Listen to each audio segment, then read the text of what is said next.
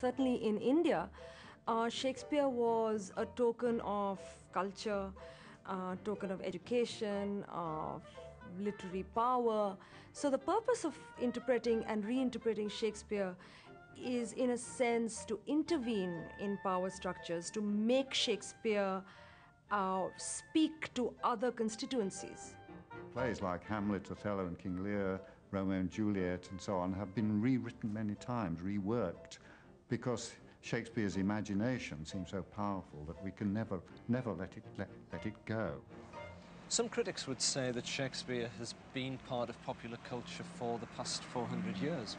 But what we're witnessing now is different from that, Julie. We're seeing something on a global scale, huge international scale.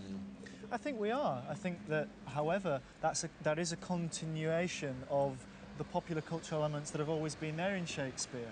I mean, you think of all the moments, like, you think of the porter scene in Macbeth, you think of the fool in King Lear, you think of Stephano and Trinculo in The Tempest. Actually, what's happened is all those popular cultural elements have always been there. The only difference is that we can't hear them anymore. We're so historically distant from them.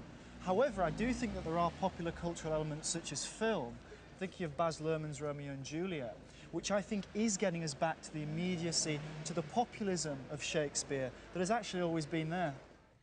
Academics can pronounce about connecting Shakespeare to popular culture, but rather one of the happy facts is that Shakespeare exists in comic book versions and in cartoon versions quite happily, thank you very much. It doesn't need professors at universities to make it happen.